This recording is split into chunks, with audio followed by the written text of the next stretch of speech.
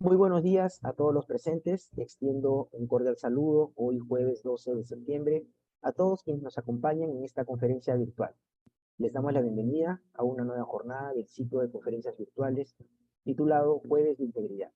Mi nombre es Jimmy Torres y en esta oportunidad me toca suplir gratamente a mi compañero, el licenciado Domenico Gamboa, quien en estos momentos se encuentra rumbo a una importante comisión académica en la ciudad de Puno. La presente conferencia titula Introducción a la gestión de riesgos que afectan a la integridad. El objetivo principal de este evento es proporcionar a los participantes una comprensión sólida y profunda de los principios fundamentales y las prácticas clave en la gestión de riesgos vinculados a la integridad. Todo ello en el marco del cumplimiento normativo actual. Nos complace presentar en ese sentido al panel que nos acompaña en esta ocasión. En primer lugar, contamos con la presencia de la doctora Ana María Martínez Bell, directora general del Centro de Estudios en Justicia y Derechos Humanos. La doctora María Luisa Noaín Moreno, jefa de la Oficina de Integridad y Lucha contra la Corrupción del Ministerio de Justicia y Derechos Humanos. Y a nuestro expositor invitado, el magíster Juan Carlos Cuadral, quien será el encargado de conducir esta sesión. Antes de iniciar el bloque académico, cederé un breve espacio a la doctora Ana María Martínez para que pueda dirigirse a todos ustedes dando las palabras de bienvenida de esta actividad. Adelante, doctora. Muchas gracias, Jimmy. Muy buenos días a todas y todos, estimados funcionarios y servidores públicos, estudiantes universitarios y público en general que nos acompaña desde diversas regiones del Perú. Es un honor contar con su presencia en este evento. María Elisa Noaín, jefa de Integridad del Ministerio de Justicia. Muy buenos días. Juan Carlos Cuadra, muy buenos días también. Como directora general del Centro de Estudios en Justicia y Derechos Humanos del Ministerio de Justicia y Derechos Humanos, me es grato darles la más cordial bienvenida a nuestra conferencia virtual de los jueves, titulada Introducción a la gestión de riesgos que afectan la integridad pública. Hoy, como les dije, nos acompaña Juan Carlos Cuadrali, quien es docente del programa de especialización, integridad y lucha contra la corrupción de este centro de estudios y a su vez vicepresidente del Instituto de Integridad y Gobernanza, quien compartirá con nosotros su vasta experiencia en este ámbito. El tema que abordaremos es fundamental para fortalecer las capacidades de los servidores públicos en la identificación y mitigación de los riesgos que pueden comprometer la integridad institucional. La gestión de riesgos relacionados con la integridad es crucial en el contexto actual, donde el cumplimiento normativo y la ética juegan un rol central en la consolidación de una administración pública transparente y eficiente. Durante esta conferencia exploraremos los principios y prácticas clave en la gestión de riesgo, enfocándonos en cómo implementar estrategias efectivas que permitan proteger a la integridad de nuestras instituciones frente a un entorno cada vez más dinámico y complejo.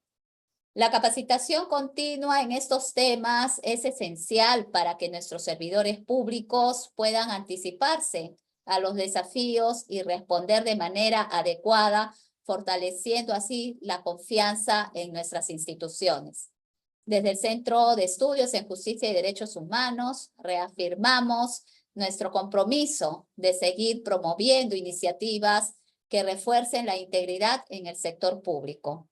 Quiero expresar mi más sincero agradecimiento a Juan Carlos Cuadra por su generosa disposición a compartir su conocimiento y experiencia con nosotros. Agradezco también a todos ustedes, que son ya más de 1000 conectados, por su participación y dedicación en este tema, que cada vez cobra más relevancia en el desarrollo de las entidades públicas en nuestro país.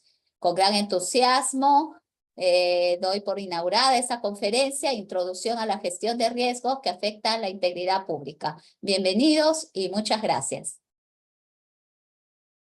Agradecemos a la doctora Ana María Martínez por sus palabras y acto seguido tenemos también las palabras de saludo por parte de la doctora María Elisa Noaín Moreno, jefa de la Oficina de Integridad y Lucha contra la Corrupción del Ministerio de Justicia y Derechos Humanos. Bienvenida, doctora.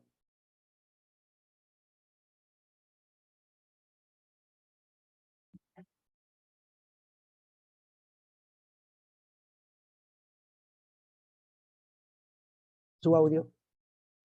Ahora sí. Ahora sí, ya. Sí. Ok, gracias. Muy buenos días con todos y todas los participantes de esta conferencia convocada desde el Centro de Estudios Justicia y Derechos Humanos, que está a cargo de la doctora Ana Martínez, y que va a tener como ponente a Juan Carlos Cuadra, a quien ya conocemos de hace algunos años nosotros, porque venimos desarrollando, como no sé si sabrán muchos de los que están conectados, venimos desarrollando junto con el Centro de Estudios los programas de especialización en integridad pública. Y Juan Carlos Cuadra es uno de los docentes que nos viene acompañando ya en estas 5 ediciones del programa que vamos a lanzar justamente este año.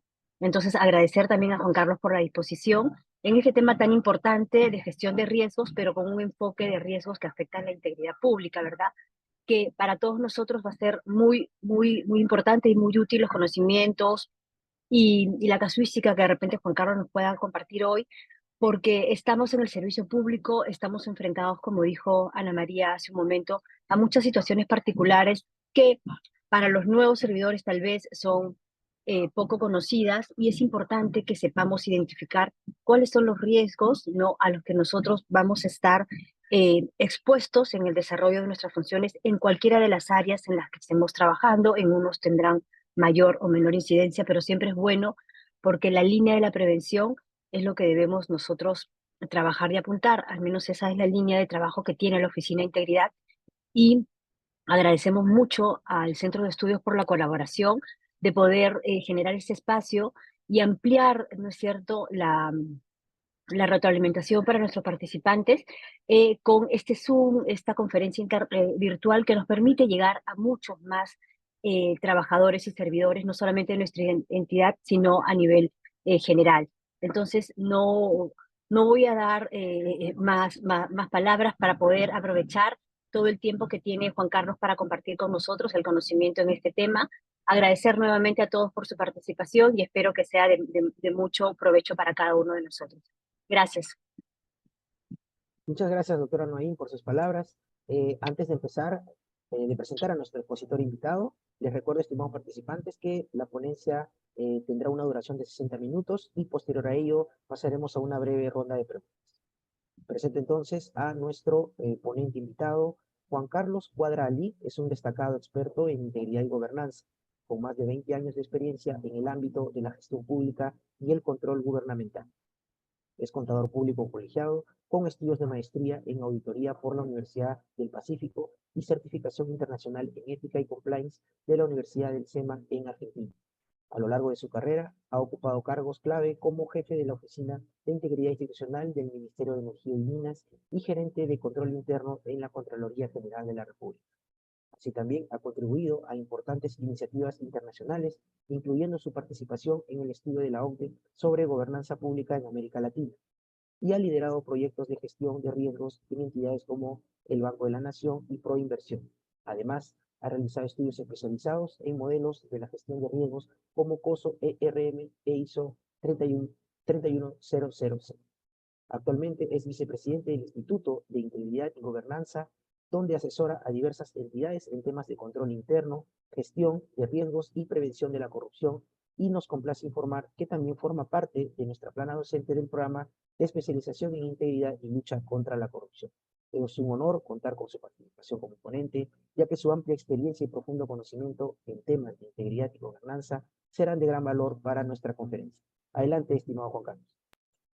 Bien, muchas gracias. Gracias, Ana María, Elisa, Jimmy, por la presentación tan gentil y amable que han tenido hacia mi persona. Gracias al Ministerio también por considerarme en este jueves de integridad, donde justamente se difunden sobre estos temas. Y gracias también a las personas que están conectadas, interesadas en este tema, ¿no? Y vamos un poco a hablar sobre este tema tan importante que es la gestión de riesgos. La verdad, es un instrumento sumamente potente, ¿ya? Es sumamente potente para prevenir, ¿no? Prevenir que no ocurran situaciones que después estamos lamentando, ¿no? Hablando justamente en un contexto de corrupción, de irregularidades, etc.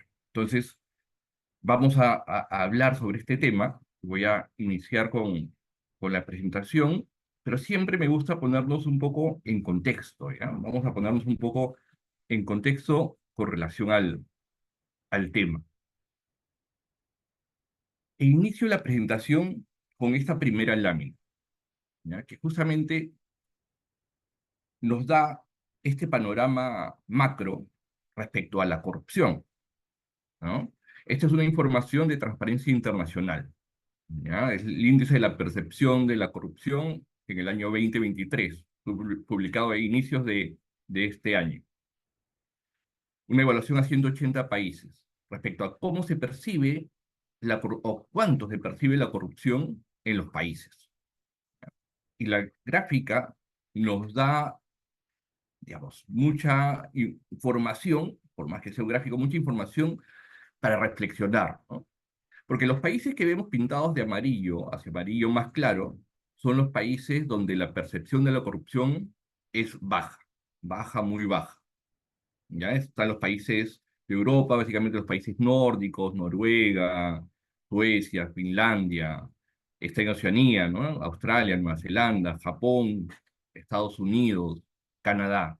Y ubicándonos un poco en nuestra región, hablando de Sudamérica, el país donde menos percepción de la corrupción hay es Uruguay, ¿ya? Seguido de Chile. Después, el resto de países que están pintados de rojo hacia rojo más intensos es donde la percepción de la corrupción es alta y muy alta. Si nos vamos ya focalizando, ¿no?, en nuestra región, vemos que, salvo ya les comenté, Uruguay y Chile, donde la percepción de la corrupción es baja, el resto de países la percepción de la corrupción es alta. En el caso de Venezuela, por ejemplo, la percepción de la corrupción incluso es muy alta, ¿no? Es extrema. Esa información lo que nos da es justamente mucho que pensar, ¿no? Respecto a qué es lo que tenemos que hacer justamente para rechazar la corrupción, para prevenir la corrupción, ¿no? O sea, ¿qué sucede acá? Es decir, nos juntamos por la calle, o nos encontramos con algunos colegas, amigos, y nos ponemos a hablar un poco del contexto de nuestro país, y terminamos preguntando, oye, ¿cuál es el principal problema que tiene nuestro país? Y va a salir que el principal problema es Perú. Ayer tuve la oportunidad también de participar en una conferencia para una universidad en Paraguay y un poco intercambiando comentarios, ¿no?, con los participantes, da la coincidencia de que en Paraguay se percibe, y no más allá de lo que vemos en el gráfico, sino las propias personas, los propios participantes me decían que el principal problema que perciben, que sienten en su país, es la corrupción, ¿no? Entonces, es un tema como problemática muy vinculada en los países, ¿no? Entonces, lo que tenemos que hacer es justamente reflexionar respecto a qué es lo que tenemos que hacer, qué es lo que se tiene que hacer como país desde las máximas autoridades en la toma de decisiones, más allá de un tema de suscripción de compromisos, sino a través de acciones, y también qué es lo que tenemos que hacer nosotros como personas individuales, cada uno de nosotros, porque a veces también percibo de que todos estos temas se lo dejamos a que, no, es la entidad, es la organización la que tiene que hacer. Ya me dirán, pues, a mí, dentro de ello, cuál es mi rol, qué es lo que yo tengo que hacer. Y no, ese es un tema que también tiene que ver con nosotros desde nuestro actuar, desde la integridad que tiene que estar presente en nosotros mismos, ¿ya? Y vamos a ver más adelante justamente esa articulación, en que no debemos de ver que son cosas aisladas, el hecho de los instrumentos que nos van a ayudar a prevenir con nuestro actuar. Hay un tema de articulación clave, importante, para que realmente las cosas funcionen como tal, ¿ya? Miren, esta es una información del INEI respecto a esta encuesta, ¿no?, que aparece en la ENAO, ¿no?, respecto a cuál es el principal problema que tiene nuestro país. Es una información a diciembre de 2023, pero en lo que va de este semestre la cosa no ha variado, ¿ya? Es decir, que Transparencia Internacional en esta evaluación de percepción nos dice, oye, en Perú, hablando de Perú específicamente, la percepción de la corrupción es alta. Y coincidentemente el INEI a través de esta encuesta, ¿no?, nos dice que efectivamente la corrupción es el principal problema que tiene nuestro país, ¿no?, seguido por la delincuencia, bajos sueldos, pobreza, etcétera, una serie de otros problemas. Pero es la corrupción, ¿no?, el principal problema que tiene nuestro país. Entonces, si nosotros incluso viendo los problemas que tiene nuestro país y comenzamos un poco a analizar, ¿no?, alguno de ellos, vamos a identificar que la corrupción termina siendo una de las causas de otros problemas que tiene nuestro país, ¿no?, y que se percibe en nuestro día a día, ¿no? O sea, la corrupción es una de las causas que nos origina delincuencia, ¿no? ¿Cómo así? ¿No? Y si es que se captura, ¿no?, a un delincuente y se le deriva a las instancias correspondientes para que sea procesado y se le aplique toda la sanción correspondiente, pero se le libera porque hay un soborno, ¿no?, entonces se sigue alimentando mayor delincuencia a partir de la corrupción. Hablando de pobreza, la corrupción termina siendo una de las causas, y no digo que la única, sino una de las causas de la pobreza, ¿no? ¿Cómo así? Si se destina 1.000 para una población determinada en situación de pobreza y se le brinden los servicios necesarios, pero esos 1.000 solamente se les da 500 porque los otros 500 se va en corrupción, sobre costos, sobre valoración, vamos a seguir manteniendo esa población en pobreza, incluso hasta en más pobreza, ¿no? Entonces, vemos que la corrupción termina siendo un problema que nos genera más problemas, ¿no?, o causa que nos genera más problemas, ¿no? Entonces, algo tenemos que hacer justamente para evitar la corrupción. Ojo, para evitar la corrupción, no para eliminarla, porque la corrupción no va a poder ser eliminada, siendo realista. Vamos, lo que tenemos que hacer es prepararnos para combatirla, para rechazarla, para blindar a nuestra organización a que la corrupción no se filtre en nuestra organización. Porque la corrupción está allí, pululando, buscando dónde filtrarse dentro de una organización. Entonces tenemos que establecer mecanismos que nos ayuden a combatir la corrupción.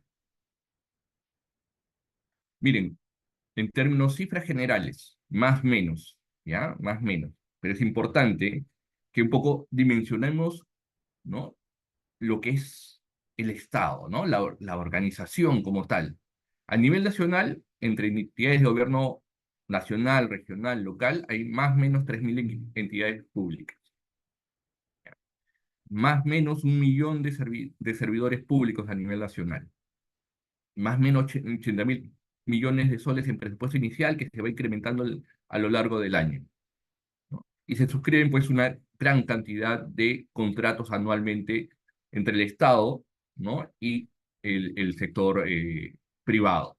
Entonces la cantidad de recursos que se gestiona, hablando específicamente en el Estado, es inmensa.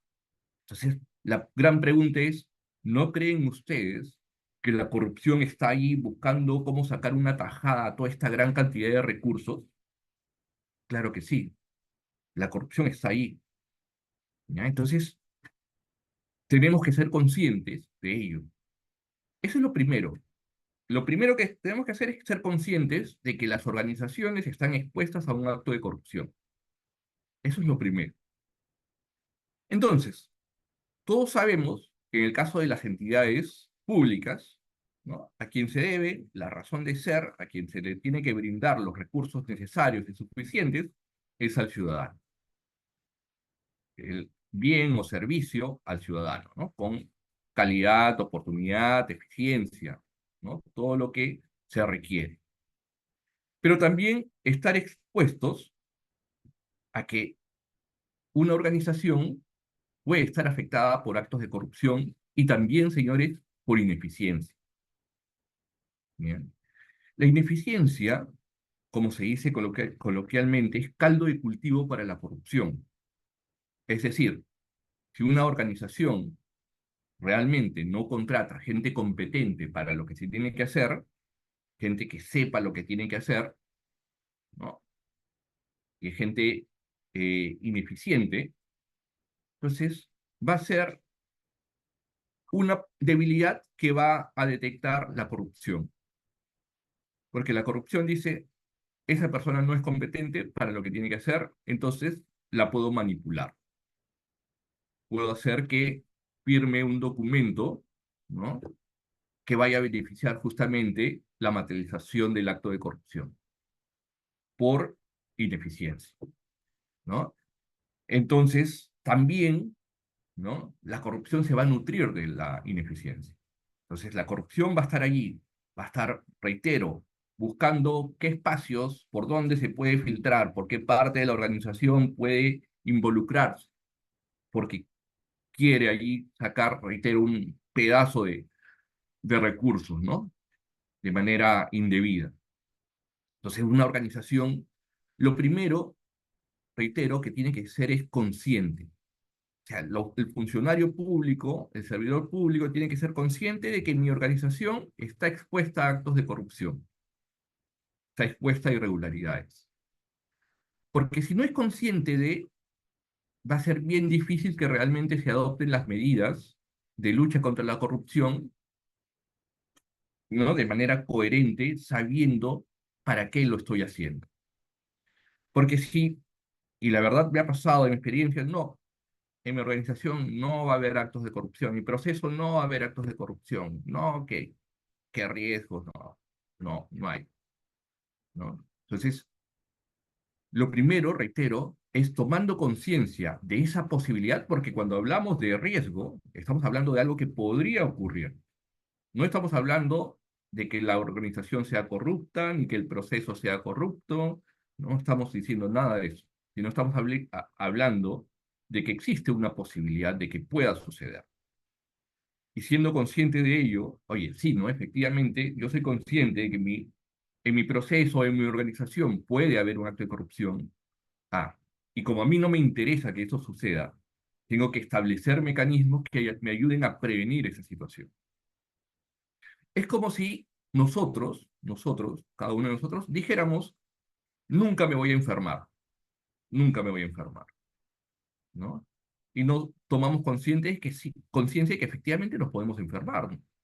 Nos puede dar alguna gripe o alguna enfermedad, Dios no lo permita, pero puede ser. Entonces, si no queremos enfermarnos, tratamos de adoptar los mecanismos preventivos, ¿no? Alimentación, ejercicio, vitaminas, ¿no? Todo lo que nos ayude a prevenir esa situación. Lo mismo debería de suceder con estos temas de la corrupción. Ya hemos escuchado que la corrupción es una enfermedad, es un cáncer, y efectivamente hace mucho daño a las organizaciones, a la sociedad, a los países, ¿no? Y tomando conciencia de que sí, una organización se puede enfermar de corrupción, ¿ya?, tomar conciencia de establecer mecanismos que nos ayuden a luchar contra la corrupción y además a promover la eficiencia dentro de las organizaciones. Eso es sumamente clave como un factor, creo yo, de éxito para una lucha contra la corrupción. Ser primero conscientes de que estamos expuestos a ello.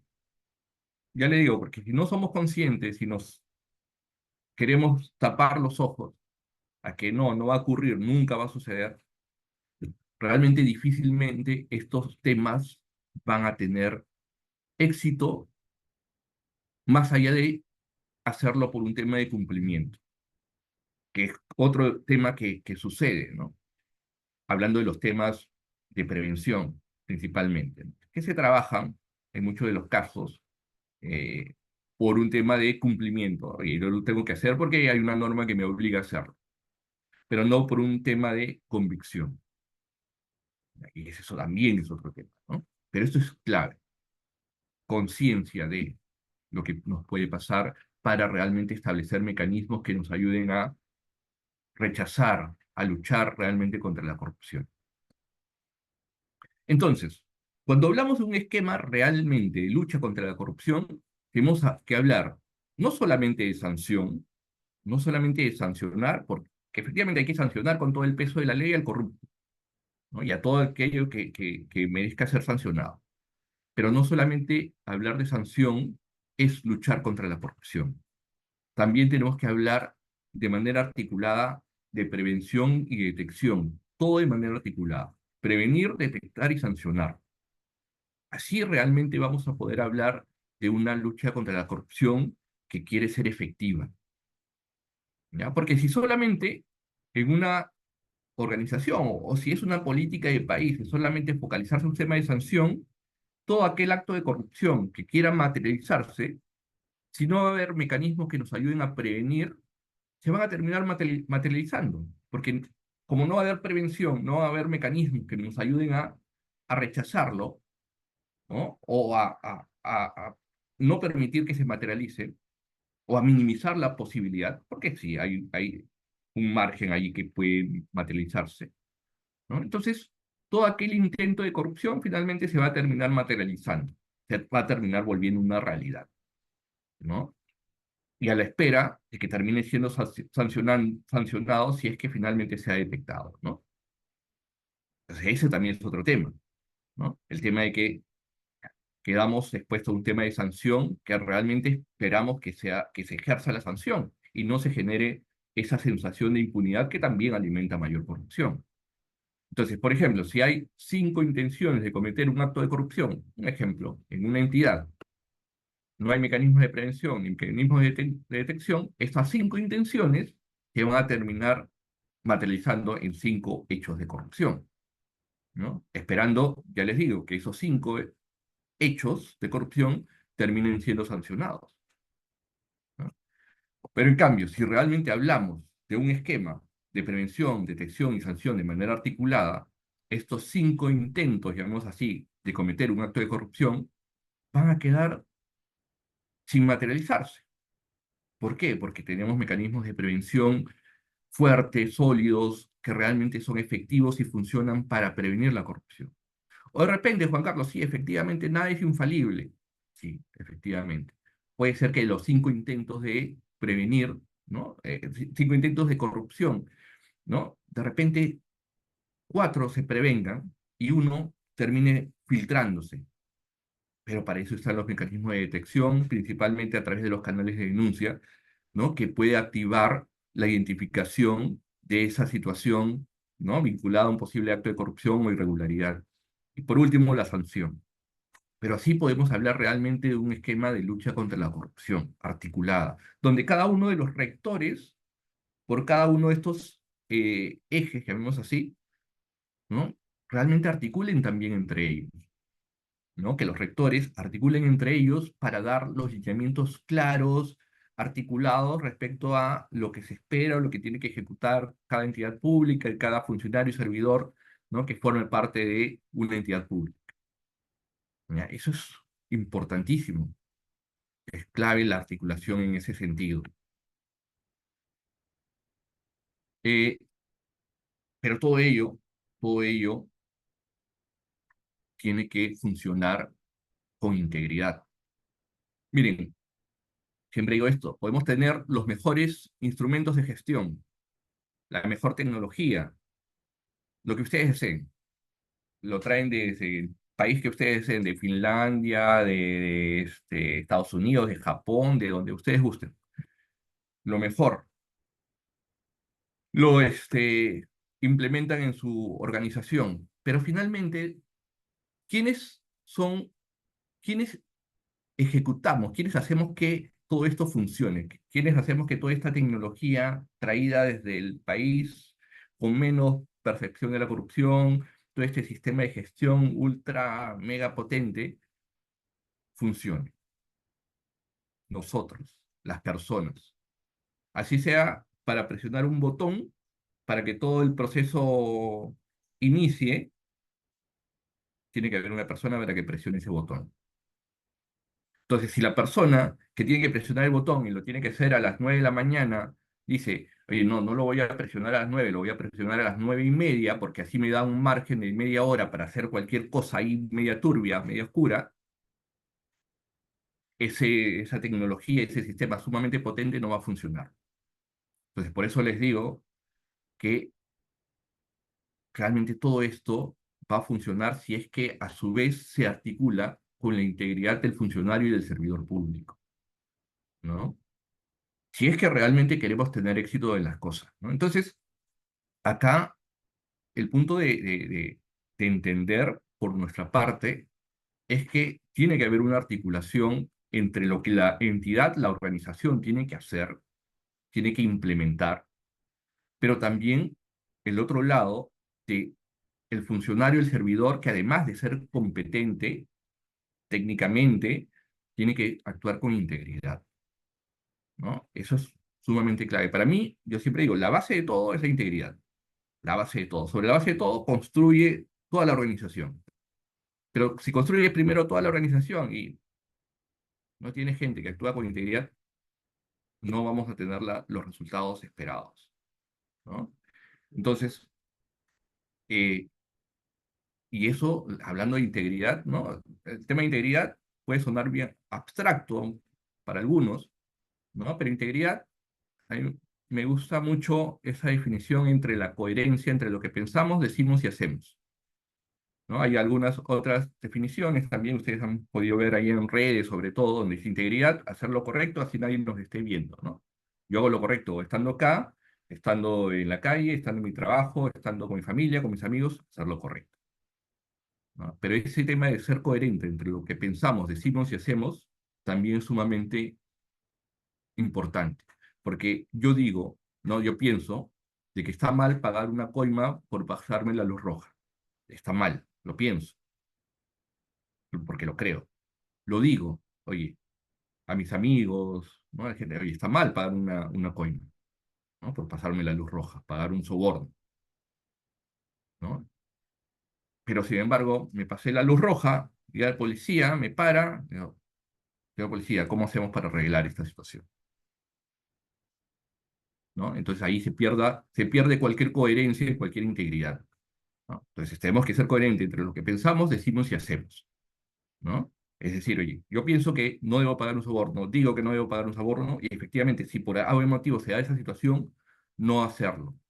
Y así ser íntegro, ser coherente entre lo que pensamos, decimos y hacemos. Y ya le digo, y eso es de cada uno, es de cada uno de nosotros, ¿no? No es que yo tengo que ir a mi trabajo para recién aprender ellos, ¿no?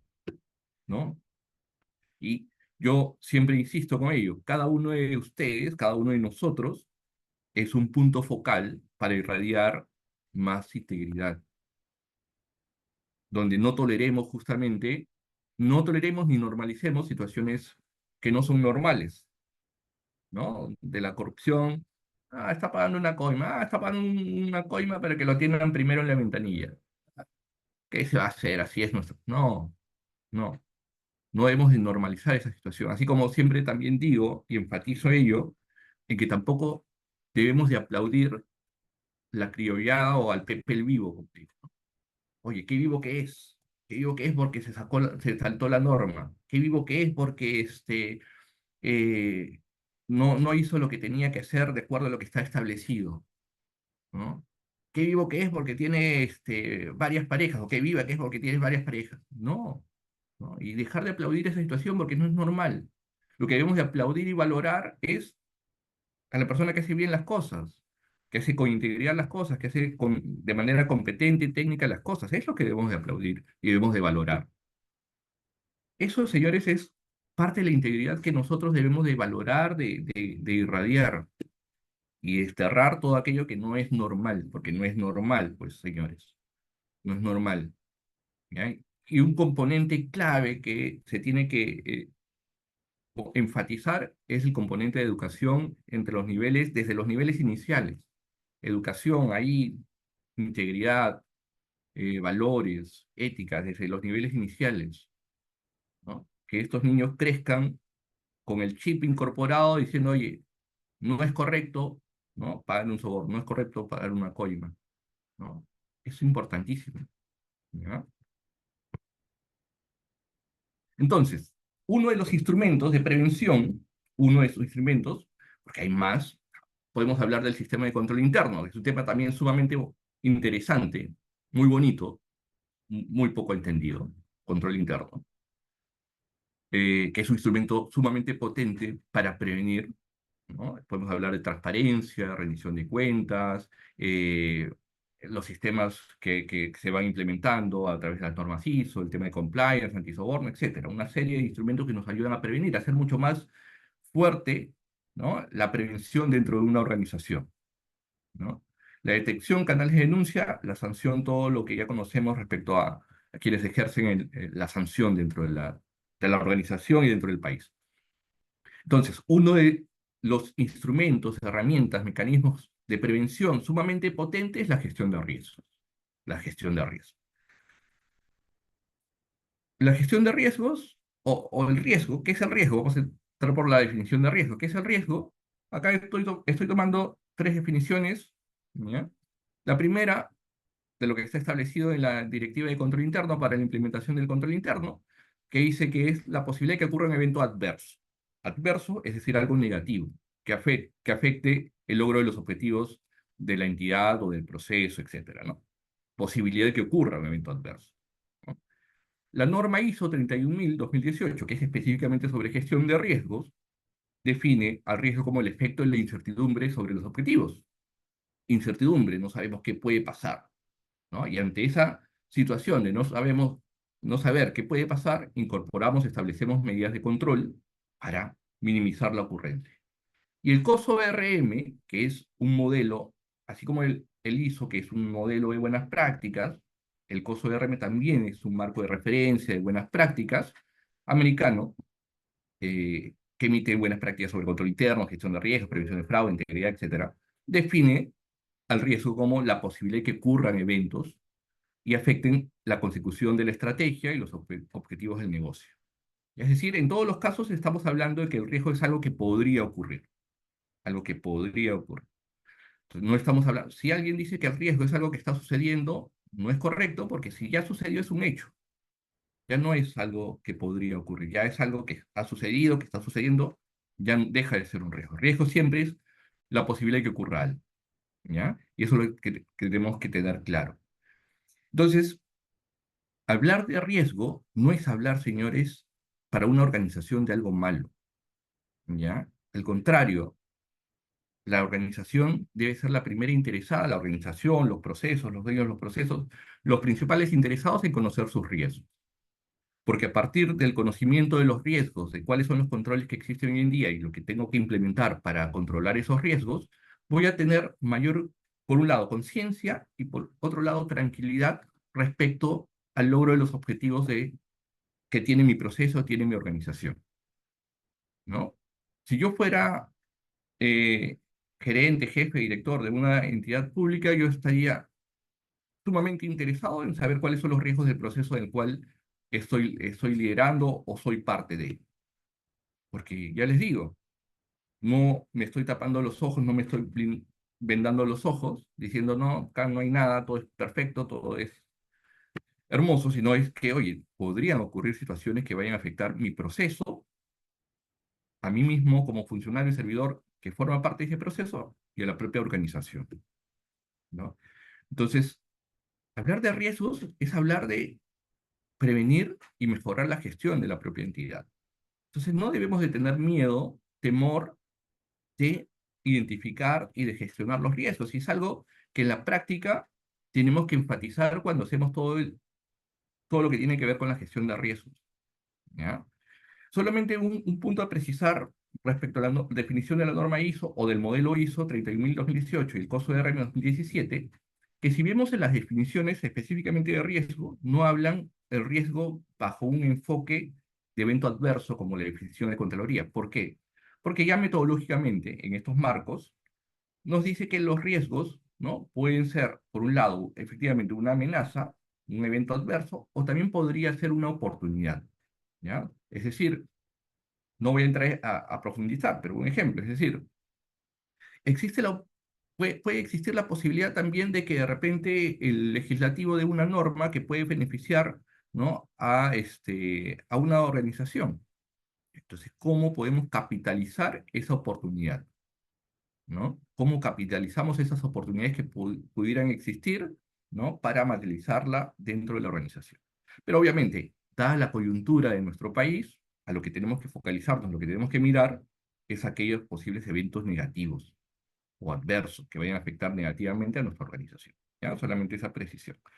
Entonces, para todo realmente para todo hay que gestionar los riesgos, ¿no? Tenemos que gestionar riesgos en el marco de control interno, tenemos que gestionar los riesgos, que es lo que vamos a entrar a detalle, ¿no? Que afectan la integridad, tenemos que gestionar riesgos de soborno, aquellos que manejan su sistema de gestión de soborno, riesgos de cumplimiento, aquellos que manejan los temas de compliance, riesgos de fraude, las empresas públicas, riesgos de calidad, de tecnología, etc.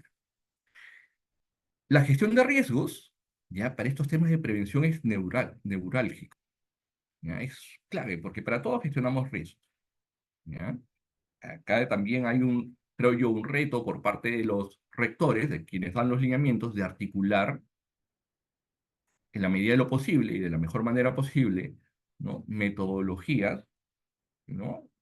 Que le permitan realmente a la entidad eh, aplicar estas herramientas, ¿no? Ahí hay una oportunidad, creo yo, por parte de los rectores. O sea, los rectores tienen que sentarse, conversar, y qué es lo que le interesa a cada quien, ¿no? Recoger como información y también en las entidades apliquen para tratar de armonizar, digamos así, las metodologías, ¿no? Porque a veces también se percibe, un poco desde mi experiencia, de que complicamos un poco a las propias entidades teniendo metodologías distintas sobre temas similares o muy similares, ¿no? Metodológicamente, la gestión de riesgos, en todos los casos hay que identificar los riesgos, hay que evaluarlos, hay que valorarlos y hay que tratar los riesgos, en todo, sea el riesgo que sea, ya que van a haber ciertas variantes dentro de cada uno de ellos, puede ser, pero tratar de armonizar para también ayudar a las entidades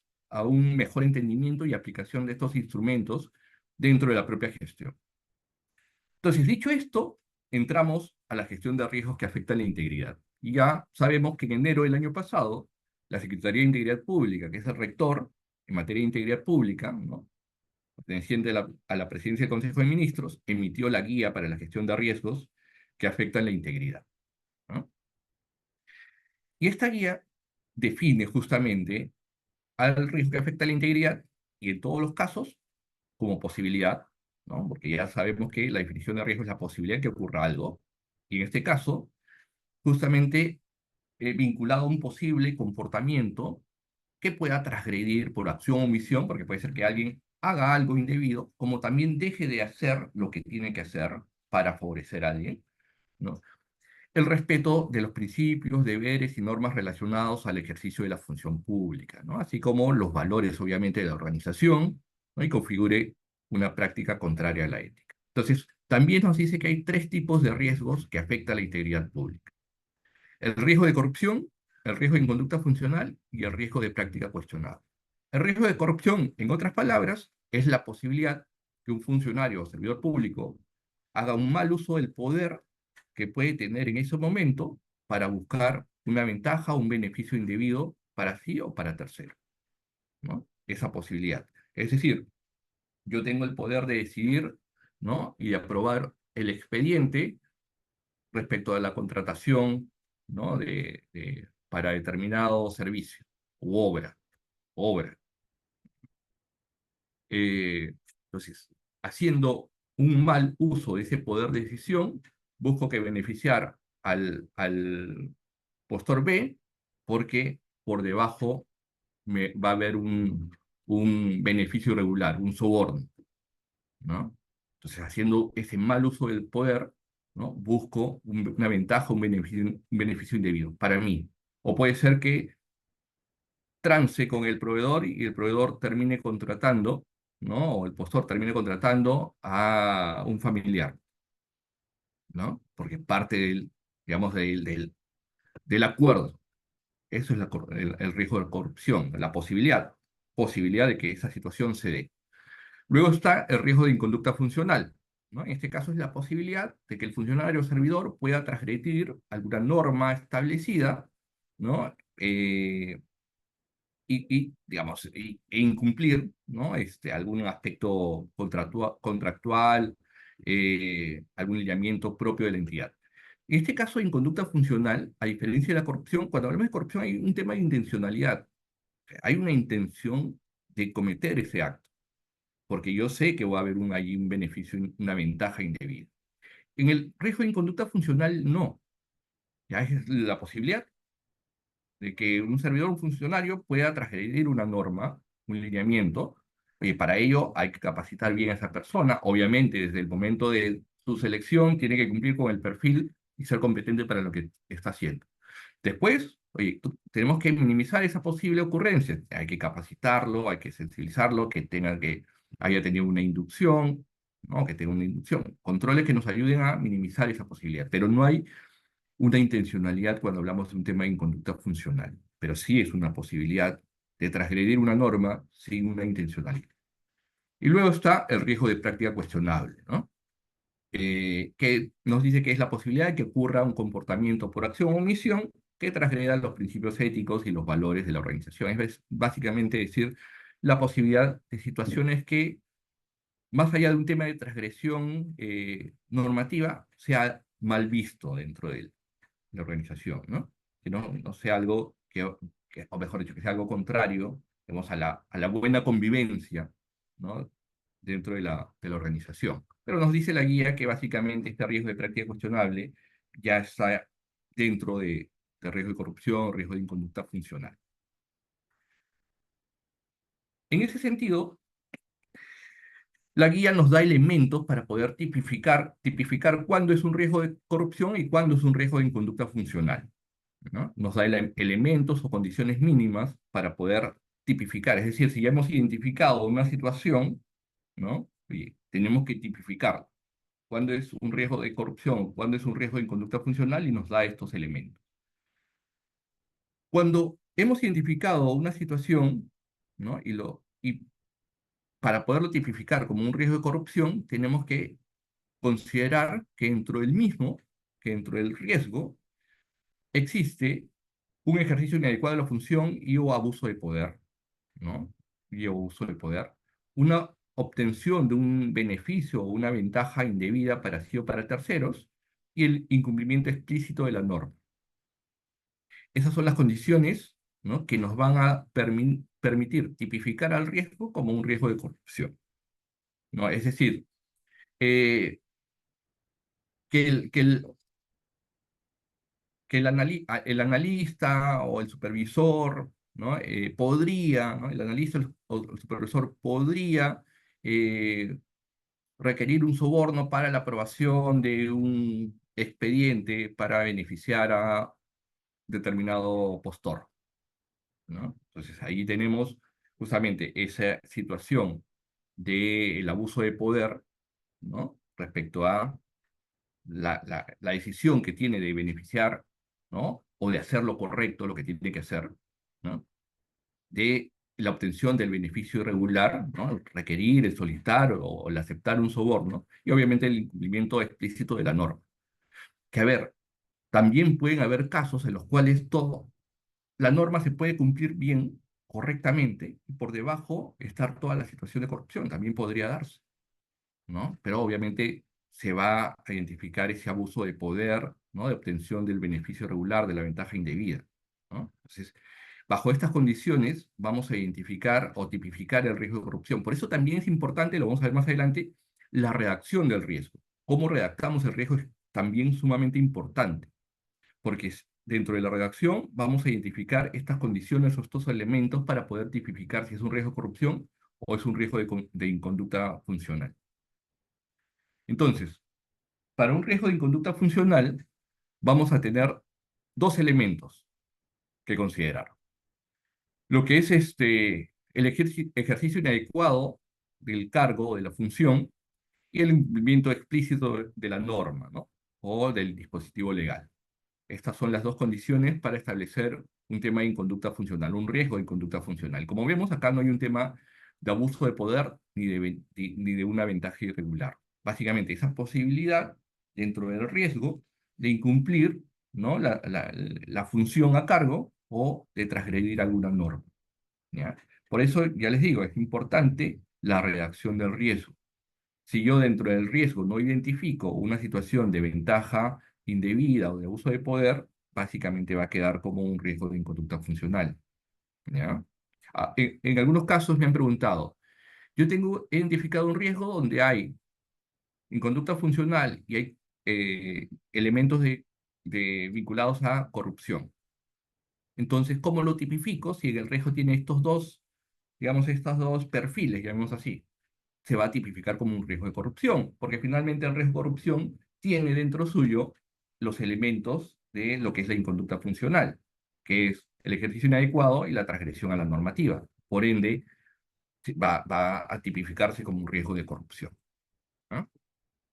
Ahora, la guía también nos dice que existen roles, ¿no? Para poder gestionar, hacer la gestión de los riesgos que afectan la integridad. ¿Cuáles son estos roles? ¿No? El rol de alta dirección, el rol conductor, el rol técnico y el rol consultivo. Puse dentro de la gráfica estas líneas, esta línea punteada respecto al consultivo, porque básicamente el rol consultivo se va a activar a necesidad del rol conductor. El rol conductor va a decir, oye, ¿sabes qué? Yo requiero, yo necesito, ¿no? Para tener mayor claridad, ¿no? Que se active este rol consultivo para afinar, ¿no? el riesgo identificado, ¿ya? Entonces, ¿cuál es el rol de la alta dirección en el proceso de gestión de riesgo? Brindar las condiciones necesarias para que se desarrolle la gestión de riesgos dentro de la entidad. Aprobar las medidas de prevención y de mitigación que tienen que articular con la gestión de riesgos, ¿no? Y con el control interno. Utilizar la información para la toma de decisiones y la mejora continua. Miren, la gestión de riesgos es un instrumento importantísimo para toma de decisiones. El tema es cómo es que comunicamos esta información para que realmente sea de utilidad para tomar decisiones, ¿ya? Es decir, oye, si tengo que ir al titular de la entidad, no voy a ir con mi lista pues, de los 20 riesgos o los 30 riesgos identificados para contarles uno a uno. No, tengo que ser eh, ejecutivo en ese sentido. O sea, a ver, podemos conversarlo más adelante, pero yo iría con mi mapa de calor, donde están los cuadrantes, ¿no? Donde están ubicados cada uno de los riesgos. Esta es la foto. Ah, ya. ¿Sabes qué? A mí me interesa, quiero saber cuáles son esos riesgos que están en probabilidad alta e impacto alto, sobre los cuales tenemos que priorizar y tomar decisiones. Para que realmente se tomen decisiones, porque ya les digo, si lo hacemos complicado, o sea, no se le va a dar la importancia de vida. Pero la gestión de riesgos es sumamente importante, ¿no? Y sumamente útil para tomar decisiones para prevenir. El titular de la entidad tiene que tomar conciencia de lo potente que es la gestión de riesgos para su gestión, para su gestión. Hace unas semanas tuve una reunión con un titular de la entidad, era un gobierno subnacional, y hablamos de estos temas, y yo le decía, usted tiene que ser consciente, ¿no? Respecto a cómo quiere que los vean a usted cuando termine su gestión. ¿Cómo quiere que lo vean? ¿Cómo quiere que lo vea la población cuando usted termine su gestión? ¿Quiere usted salir con la cabeza en alta y la gente diga, oye, sí, este señor hizo obra y no robó, ¿no? Estableció mecanismos de prevención y de lucha contra la corrupción y pudo hacer obras, o terminar y salir con la cabeza gacha y que la gente diga, esta persona actuó con muy poca integridad?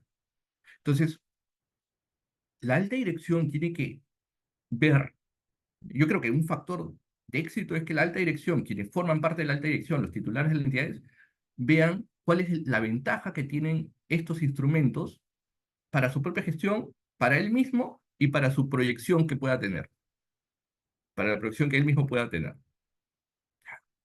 ¿Y cómo quieres que te vean? ¿No? Cuando termines. Y eso es lo que también nosotros deberíamos de vernos, ¿no? Nosotros también deberíamos de, oye, cómo quieren que nos vean la gente que está alrededor de nosotros? ¿No? Eso también deberíamos un poco de preguntar. Para eso tenemos que gestionar situaciones que no queremos que ocurran, ¿no? Luego está el rol conductor, ¿no? Que organiza y dirige la gestión de riesgos, ¿no? Que tiene que organizar, dirigir, dar los lineamientos, ¿no? Que básicamente, obviamente, la oficina de integridad o quien haga sus veces, ¿no? Acompañar y brindar orientación respecto a la metodología, la gestión de riesgos y todo ello, que afecta la integridad. Organizar la participación del rol consultivo según sea pertinente, ¿no? Según sea pertinente. Verificar la correcta redacción del riesgo. Ya les he comentado, es importantísimo cómo se redacta el riesgo, porque de acuerdo a la redacción del riesgo vamos a saber si es un riesgo de corrupción o es un riesgo de inconducta funcional. El tema de determinación del tipo de riesgo, ¿no? Básicamente, de acuerdo a lo que ya el rol técnico haya definido, validar la evaluación de los riesgos, validar también la pertinencia de las medidas de prevención y mitigación que se hayan determinado. El rol técnico, ¿no? Que es básicamente el dueño del proceso, ¿no? En materia de la gestión de riesgos, es coordinar justamente con el rol conductor todas las actividades que tienen que ver con la gestión de riesgos, identificar y formular los riesgos, efectuar el análisis de las causas y las consecuencias o efectos del riesgo, valorar la probabilidad y el impacto del riesgo, proponer las medidas de prevención y mitigación, efectuar el seguimiento de la ejecución de las medidas de mitigación, ¿no? El rol técnico es clave, señores, porque es el dueño del proceso. Miren, no hay mayor interesado dentro de una organización de conocer sus propios riesgos que el dueño del proceso. El dueño del proceso debe ser el primer interesado de saber, oye, cuáles son mis riesgos, los riesgos que son propios del proceso del cual yo soy parte. El principal interesado, ¿ya? O sea, y eso también el dueño del proceso, el rol técnico tiene que tener ese entendimiento de que no es, y lo digo por experiencia, ¿ya? A veces, discúlpenme que comente esto porque lo digo un poco en base a mi experiencia, a veces se percibe de que el rol técnico o el dueño del proceso piensa de que, de manera equivocada, de que está haciendo un favor, ¿no? De que le están quitando tiempo para que integridad, ¿no? Identifique sus riesgos, ¿no? Y no solamente hablando de los que afectan la integridad, sino de otros tipos de riesgos también. Cuando es el propio dueño del proceso el principal interesado, oye, ya, yo sé cuáles son mis riesgos, ¿no? Cuáles son las debilidades que hay dentro de mi proceso y sobre ello toma acción para evitar que esos riesgos se materialicen, ¿no? Y el rol consultivo, ¿no? Que se activa justamente de acuerdo a la necesidad que requiere el rol conductor, va a validar el tipo de riesgos, si efectivamente es o no, brindar los elementos de análisis correspondientes, ¿no? Y determinar la factibilidad también de las medidas de prevención y de mitigación. En ese sentido, la gestión de riesgos se realiza en 4 fases, ¿no? Primero, la identificación. Pero, es más, la fase 0 es el conocimiento propiamente del proceso, ¿no? Es decir, para hacer este trabajo hay que conocer el proceso, la gente tiene que conocer su proceso. A partir de ahí hay que identificar los riesgos, y cuáles son los posibles eventos que pueden afectar el logro de los objetivos. Hay que evaluar los riesgos, hay que tratar y hacer un seguimiento y mejora continua, ¿no? Todo esto, de acuerdo a la guía, hay que registrarlo en las fichas que establece la guía, ¿no? Entonces, en la etapa de identificación de riesgos, tenemos que identificar estos riesgos, ¿no? Sean los riesgos de corrupción o sea los riesgos de inconducta funcional. Hay que identificar estas posibles situaciones que vayan a afectar al proceso y a la organización, ¿no? Y toda esta información se va a registrar en la ficha, ¿no? En la ficha número 1. En esta ficha se va a registrar la información respecto al proceso. ¿Y cuál es el proceso? Que es materia de la gestión de riesgos, ¿no? La ubicación del riesgo, si es un proceso operativo, misional o un proceso de soporte. ¿Dónde está ubicado dentro de nuestro mapa de procesos? ¿Cuál es la unidad orgánica responsable del proceso analizado o el dueño del proceso o el propietario del proceso? ¿Quién es? ¿Quién es el responsable? ¿Quién es el que, digamos, maneja el proceso como tal, ¿no? El que lidera el proceso, porque pueden intervenir otras unidades orgánicas dentro del proceso, pero ¿quién lo lidera? El contexto del riesgo, ¿no? Este riesgo, ¿a qué está, digamos, relacionado? ¿No? ¿A qué situación puede estar relacionado este riesgo? Un tema de compra de bienes, porque de repente es un riesgo vinculado justamente a un tema de adquisición de bienes, ¿no? A un tema de contratación de obras, a un tema de contratación de servicios, a un tema de pago de proveedores, a un tema de contratación y gestión de personal, porque tiene que ver con un proceso de recursos humanos para el tema de selección y contratación de personal, prestación directa de servicios, fiscalización, etc. ¿No? Una serie de contextos, ¿no? Del riesgo donde se puede presentar el riesgo. ¿no? Donde nosotros, de acuerdo al riesgo, obviamente, este dato lo vamos a llenar cuando nosotros ya conocemos cuál es el riesgo, ¿no? El riesgo asociado al proceso, obviamente, para poder definir con mayor claridad cuál es el contexto de este riesgo. Luego, el posible comportamiento irregular. ¿Sí? Este riesgo, ¿no? Este riesgo que estamos identificando, este posible evento, esta posible situación, ¿no? Está vinculado a qué comportamiento irregular, a qué posible comportamiento irregular, ¿no? Uso indebido de recursos, favorecimiento indebido, acceso a ventajas indebidas, obstrucción a la información, intereses en conflicto, abuso de autoridad, influencias en el Estado, etcétera, ¿no? Otro comportamiento. Entonces, el posible comportamiento irregular vinculado al riesgo. El potencial agente primario, yo lo defino el potencial agente primario como el actor principal que me genera el riesgo. ¿Quién es el actor principal que me está generando ese riesgo? ¿No? Ese es el potencial agente primario, el actor principal del riesgo, ¿no? El potencial agente interno, es decir, aquel agente o aquel actor que no pertenece al proceso, pero sí está dentro de la organización. Y el potencial agente externo, que no pertenece a la entidad, pero está vinculado con el riesgo. Y sobre ello el tema de la redacción del riesgo, que es importante, reitero, cómo redactamos el riesgo. La pregunta de validación que nos va a ayudar a determinar el perfil del riesgo, si es de conducta funcional o de corrupción. Entonces, es importante, reitero, la redacción del riesgo, ¿no? Esto es tal cual lo establece la guía, donde tenemos que redactarlo identificando el agente, el actor principal, ¿no? La condicionalidad de podría, porque ya les digo, cuando hablamos de riesgo es la posibilidad de que ocurra algo, el comportamiento irregular, el posible comportamiento irregular y el contexto del riesgo, ¿no? Y la guía nos da un ejemplo bastante claro, que es lo cito tal cual, que es el personal de servicio de emergencia de un hospital. Este es el agente primario. El actor principal es, ¿no? el personal de servicio de emergencia, porque ellos son los que podrían desencadenar este riesgo, el actor principal, el agente primario. El condicional del podría, ¿no? Solicitar un soborno, ¿no? A los familiares del paciente, que es el actor secundario, forma parte de este proceso, ¿no? Porque está involucrado justamente con el paciente, ¿no? Este, eh, para poder facilitar su hospitalización sin considerar obviamente los niveles de prioridad en la atención, ¿no? Entonces, la reacción al riesgo, reitero, es sumamente importante, ¿ya? Para determinar si es un riesgo de corrupción o de inconducta funcional. Luego tenemos que registrar el inventario de riesgos. Acá vamos a tener todo el listado de los riesgos que hemos identificado. A ver, en algún momento me han preguntado, oye, Juan Carlos, ¿cuántos riesgos tengo que identificar, ¿no? Respecto a mi gestión de riesgos? Sea de integridad, ¿no? Que afecta la integridad o de cualquier otro tipo de riesgo. No hay un número mágico, señores. No hay un número mágico donde me digan, ah, sí, suficiente con 1 o 2 riesgos, o suficiente con 5, 10, 15 o 20. No hay un número mágico. Son los riesgos que tenga que identificar de acuerdo a la realidad de mi proceso. Miren, hay procesos el mismo proceso que se realiza en diferentes entidades, ¿no? Procesos de apoyo y soporte que se realizan en muchas entidades. Todas las entidades compran, todas las entidades tienen recursos humanos, ¿no? Los procesos.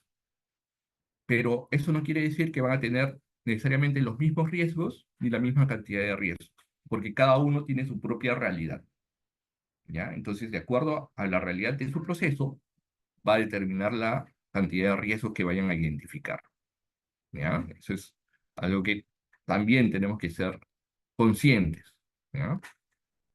Luego tenemos la etapa de evaluación, ¿no? Donde vamos a realizar justamente el análisis de las causas y los efectos, ¿no? Del riesgo, y vamos a determinar la valoración de riesgo respecto a su probabilidad e impacto, ¿no? Acá algo que también tenemos que considerar es que la guía nos dice, nos da esta precisión respecto al contexto de lucha contra la corrupción, donde nos dice que si la percepción de la corrupción es mayor a un 40%, de acuerdo a lo que establece el INEI en sus encuestas de la ENAO, si es mayor a un 40%, se obvia, ¿ya? Se obvia dentro del nivel, ¿ya? De probabilidad de riesgo para el caso de inconducta funcional se va a obviar el nivel de riesgo, el nivel de probabilidad de riesgo bajo, ¿ya? Por lo cual, la inconducta funcional, hablando de probabilidad, puede ser media, alta y muy alta.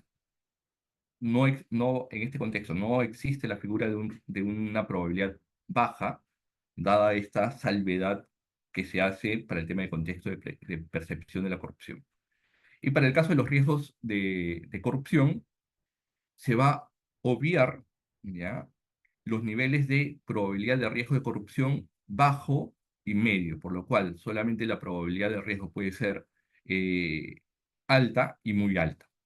Ahora, en una siguiente reevaluación, y esto ya lo hablo a título personal, ¿ya?, en una reevaluación de riesgos, ¿ya?, o sea, considerando la implementación de medidas de control o medidas de tratamiento, medidas de prevención y de mitigación, si es que estos son buenos, eficientes, deberían de permitir en una reevaluación disminuir, ¿no?, la probabilidad de estos riesgos, porque ya estamos hablando de que he establecido medidas de control que me están ayudando justamente a llevar al nivel de riesgo a un nivel dentro de mi apetito, dentro de mi nivel de riesgo que para mí es satisfactorio, que es un nivel de riesgo bajo, sobre todo para estos temas, ¿no?, de corrupción o en conducta funcional. O sea, yo entendería que para esta versión 1, esta es la regla de juego, pero entendería que para lo sucesivo, ya con los procesos de reevaluación de los riesgos, debería, digamos, de permitirse que a través de estos controles que implemento,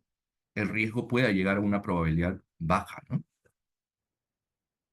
Entonces, nos pide la ficha número 2, registrar toda esta información, que es el riesgo, la redacción del riesgo, el tipo de riesgo, si hay corrupción, conducta funcional, que ya lo tenemos, la unidad orgánica responsable, cuáles son las causas personales. Lo que nos dice la guía es que, oye, el riesgo se puede generar por causas personales, por causas de la propia organización. Causas personales, una predisposición por relación personal, ¿no? Puede haber un vínculo dentro de la propia entidad, dentro del propio proceso entre personas, puede haber un tema de predisposición. Falta o deterioro de carácter ético, ¿no? Soy carente de integridad, soy carente de ética, o muy propenso a cometer situaciones irregulares, ¿no? Percepción de impunidad o también desconocimiento. Puede ser que yo no conozca el procedimiento, no conozca la norma, y puede ser una causa que me origine ese riesgo. Causas organizacionales que tienen que ver propiamente con la entidad, con la organización, tema de presión jerárquica o de pares, ¿no? El jefe te está pidiendo, como causa, ¿no?, que el jefe te pida, te solicite que tú firmes una situación, ¿no? Procesos ineficientes, puede ser que el proceso sea burocrático, ineficiente, que genera demasiado problema y reproceso. Alta discrecionalidad también es un tema. Prácticas normalizadas, ¿no? Hablando de las consecuencias o los efectos, puede haber afectación a los derechos, a los servicios, a pérdidas o desvío de recursos, afectación a los recursos de los usuarios, afectación a la continuidad de la gestión. Entonces, en base a ello, ¿no?, y ya conociendo el proceso, determinar la probabilidad y el impacto, ¿no? Por eso es que, hablando del nivel de riesgo, no vamos a tener un nivel de riesgo bajo. Van a ser medios, altos y muy altos, ¿no? Porque no vamos a tener nivel de riesgos bajos de acuerdo a este contexto establecido, ¿no? Pero ya les digo, o sea, yo entendería que para una siguiente versión donde ya se comiencen a ver los temas de los controles implementados para conocer los riesgos residuales, deberíamos de ya ir viendo la posibilidad de contar con riesgos de corrupción, sí, que están dentro de nuestro nivel de riesgo bajo, porque tengo ya controles implementados que me están ayudando a controlarlo. Luego la etapa de tratamiento de riesgos, ¿no?, que es justamente donde tenemos que establecer estas medidas de prevención y estas medidas de mitigación con relación al riesgo identificado, ¿no? Las medidas de prevención son aquellas que nos van a ayudar a evitar las causas, ¿no?, del riesgo. Prevención, evitar la ocurrencia de ese riesgo. Y las medidas de mitigación, ¿no?, están orientadas a mejorar la capacidad de respuesta de la entidad en caso del riesgo se materialice. Es decir, el riesgo se materializó, como se dice, el control de crisis, que es lo que tengo que hacer ya inmediatamente para responder lo más rápido posible a ese riesgo. ¿no? Entonces, la medida de prevención busca reducir la probabilidad de la ocurrencia de riesgo, mientras que la medida de mitigación, el impacto, ¿no? El daño, que el daño de ese riesgo no sea tan grande, sino reducir el impacto. Entonces, en ese sentido, se establece a través de la guía el registro de la ficha de tratamiento, ¿no? Donde tenemos que poner la formulación del riesgo, el código, que es un riesgo de inconducta funcional, de corrupción, la unidad orgánica responsable, y definir las estrategias, ¿no? A través de si son medidas de prevención, estrategias para implementar conciencia sobre las consecuencias. Es decir, que no solamente ya es un tema de hablar sobre la integridad, hablar sobre la ética, sino también hablar sobre las consecuencias de transgredir, de actuar de forma poco ética, de actuar, ¿no? Eh, en perjuicio de los valores de la organización, las consecuencias. Oye, ojo, yo no solamente te he explicado qué es la integridad, qué es los valores, qué es importante, ¿no? Sino también, respecto a las consecuencias, que es que tú transgredas esto también tiene consecuencias y tú ya lo sabes, ¿ok? Optimizar el diseño organizacional, es decir, oye, mejorar los procesos dentro de la organización, la gestión, hacerlo mucho más ágil, sin espacios oscuros o vacíos o actividades incongruentes, ¿no? Producir ajustes al comportamiento, ¿no? También a través de sensibilización, concientización. Yo siempre digo, un aliado estratégico dentro de una organización es el área de comunicación, es el área de imagen, como se denomine, un aliado estratégico dentro de la organización, ¿no? Recursos humanos también, pero es un aliado estratégico, porque nos va a ayudar a comunicar, a difundir todo esto. Las medidas de mitigación, ¿no? Contener posibles efectos de mediano y largo plazo, ¿no? Control de daños, activar respuesta inmediata, que es lo que tenemos que hacer ya, ¿no? Para reducir el daño del riesgo, y demostrar acciones de debida diligencia. Poder demostrar que efectivamente yo, dentro de mi entidad, instauré mecanismos que me ayuden a prevenir. Y no solamente en papel, sino también mostrar las evidencias y las pruebas que sí, he trabajado instrumentos que me ayuden a prevenir estas situaciones. Y el seguimiento, bueno, que es todo un mecanismo que nos ayuda a hacer un seguimiento y mejoras al proceso de gestión de riesgos dentro de la organización, ¿ya? Entonces, en resumen, todo esto se resume, la gestión de riesgos, llámese como se llame, se resume en lo siguiente. Tenemos un proceso, llámese como se llame, este proceso es un conjunto de actividades que se ejecutan, se realiza para lograr un producto, bien o servicio que está destinado a un cliente que es el ciudadano. Entonces, nosotros lo que tenemos que hacer es asegurar que ese proceso funcione bien, que no esté afectado por ninguna situación irregular de corrupción o inconducta funcional, para buscar que asegurar que el producto, bien o servicio, se logre de la mejor manera. Entonces, identificamos los riesgos en el proceso, identificamos los controles y tenemos mayor seguridad, no seguridad absoluta, pero sí mayor seguridad de que mi proceso va a funcionar de la mejor manera posible para lograr la satisfacción del ciudadano, ¿ya? Entonces, hasta acá la presentación. No sé si tienen alguna consulta al respecto. Muchísimas gracias, licenciado Cuadra, por su excelente ponencia. Efectivamente, bueno, queremos agradecerle a usted nuevamente por su participación y también a las 1000 personas que se mantienen en esta sala hasta este momento oyendo su explicación. Sí tenemos consultas por parte de los participantes y voy a leérselo en este momento. Por ejemplo, una consulta que tienen es, ¿cómo pueden las instituciones públicas adaptar sus estrategias de gestión de riesgos para mantenerse actualizadas en un entorno normativo que cambia usualmente rápido, es muy dinámica?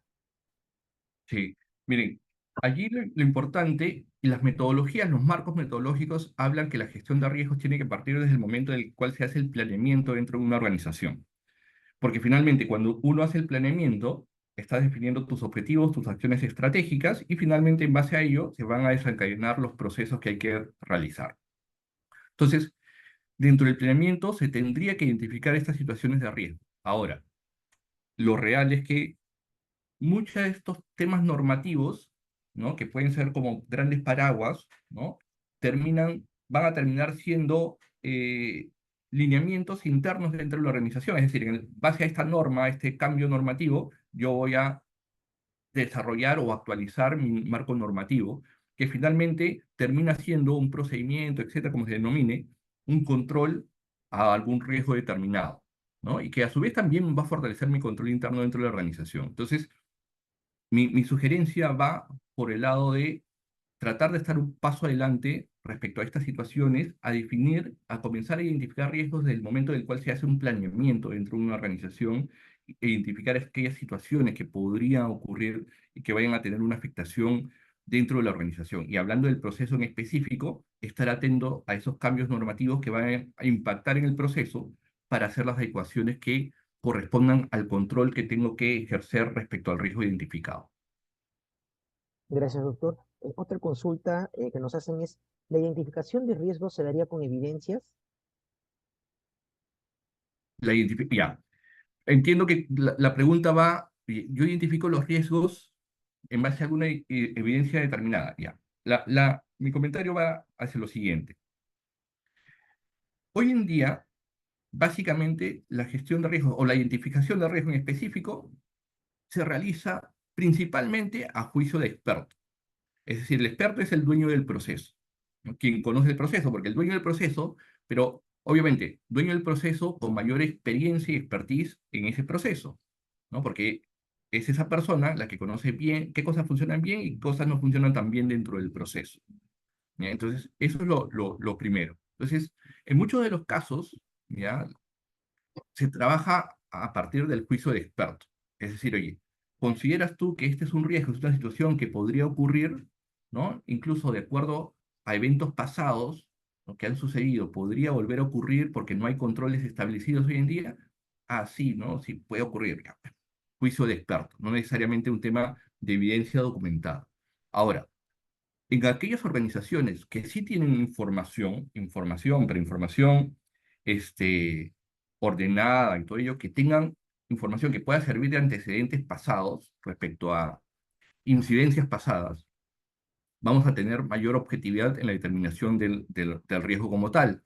¿Por qué? Porque si tiempo atrás ya ha ocurrido esa situación, ¿no? En el último año, ¿cuántas veces ha ocurrido un evento similar o ese mismo evento, pensando, digamos, a futuro? Ah, ha sucedido pues 3 o 4 veces ya. En esas 3 o 4 veces, ¿qué se hizo para evitar que no vuelva a suceder? No, no se hizo nada. Entonces, vamos a tener mayores elementos para poder determinar sobre todo la probabilidad de ocurrencia de ese riesgo, ¿no? Entonces, el contar con información nos va a ayudar a determinar no solamente el riesgo, sino también determinar la probabilidad y el impacto del riesgo. De acuerdo, licenciado. Otra consulta que nos realizan es, eh, ¿se tiene pensado proponer normativa para que esta metodología de gestión de riesgos de corrupción complemente a la metodología de gestión de riesgos del SCI? A ver, desde mi lado, yo no soy rector ni por la CIP ni por Contraloría. Eh, Hablo un poco un comentario a título personal. Debería de existir una articulación entre la CIP y la CGR. CIP, riesgos que afectan la integridad, control interno, CGR, Contraloría, sistema de control interno, ¿no? Entonces, en la última modificación de la directiva de Contraloría, ahora se habla que hay que identificar riesgos de desempeño, de riesgos que afectan la integridad y riesgos de desastre. Básicamente, el control interno va a terminar consolidando toda la información de los riesgos que se gestionan dentro de una organización. Y la CIP ya lo sabemos. El tema es que tienen que conversar entre ellos, desde mi punto de vista, para articular una metodología que no genere un doble esfuerzo para la propia entidad, ¿no? Porque también desde el lado de la gestión, el gestor percibe que, oye, Contraloría me está pidiendo riesgos, la CIP también me pide riesgos, ¿por qué no se unifica esto para ser mucho más eficiente tanto la información que requieren los rectores como la información que necesita ser aplicada por la propia gestión? Porque lo que yo percibo, lo digo así, es como que es una moneda con dos caras, pero hay una cara sola de la moneda donde es lo que necesitan los rectores, pero no la otra cara de la moneda de que si lo que realmente me están pidiendo es algo que me sirve a mí como entidad. Entonces creo que allí hay una gran oportunidad por parte de los rectores para articular y hacer mucho más potente este instrumento que es sumamente potente. Gestión de riesgos, control interno, que ya les digo, es un tema que también da mucho por conversar, pero sí, acá lo clave va a ser un tema de articulación entre los rectores de estos temas, ¿no? De acuerdo, licenciado. Otra consulta que nos hacen es, ¿qué opinión tiene usted acerca del el papel actual que cumplen las auditorías y el control interno en la detección y prevención de actos de corrupción actualmente? Ok, gracias. A ver, hablo primero de las auditorías y voy a darle el enfoque de auditoría en el marco de lo que ejecuta la Contraloría, ¿no? Si hablamos de un tema de auditoría, estamos hablando, auditoría propiamente, su razón de ser es sobre eventos ya, eh, sobre hechos, no sobre situaciones que podrían ocurrir, sino sobre hechos, ¿no? Y acá yo veo una oportunidad en la gestión del conocimiento, y eso se lo he comentado a algunos amigos en la Contraloría, eh, ahora último, que hay una oportunidad tremenda porque la Contraloría maneja muchísima información de tantos servicios de control que ha realizado, que esa información de las recomendaciones que emite por los diferentes procesos, ¿no? De diferentes gestiones, poderla gestionar, ¿no? Para que sirva de conocimiento para que las entidades puedan a través de ella mejorar sus propios instrumentos de prevención y de gestión, ¿ya? Saber, oye, ¿qué pasó allá? ¿Qué pasó en esta otra entidad? ¿Qué es lo que yo puedo hacer para mejorar mi gestión? ¿No? Por un lado, entonces, eh, o sea, cuando hablamos ya de auditoría, estamos hablando ya de un tema post, cuando sucedieron las cosas. Hablando de control interno, yo creo que el tema de control interno todavía está en un tema eh, que falta madurar. Todavía no percibo que las entidades públicas entiendan realmente qué es el control interno. Hay todavía mucha confusión de quienes creen que el control interno es el OSI, o que el OSI es la Oficina de Control Interno, y no tiene nada que ver, ¿no? El OSI es el órgano de control institucional.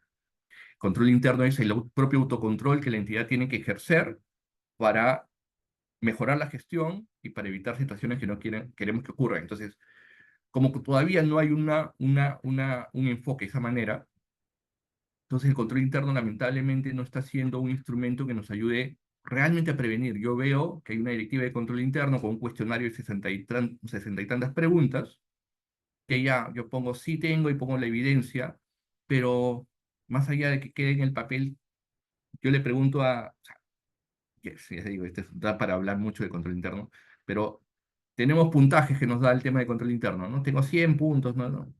Ya, perfecto, tu entidad tiene 100 puntos. A ver, voy a preguntarle a- al personal de algún proceso, alguna área específica, y le voy a preguntar qué es control interno y muy probablemente me va a decir que es el OSI, ¿no? Entonces, todavía falta potenciar mucho, pero ya les digo, es importante que estos temas se trabajen por convicción. O sea, la gente tiene primero que entender de qué se trata todo esto, de comprenderlo y saber para qué me sirve y qué gano yo, y no solamente decir, oye, está la norma, aplica y cumple. ¿Ya? Porque si no, difícilmente se va a hacer por convicción, si no se va a terminar haciendo como se hace generalmente por un tema de cumplimiento.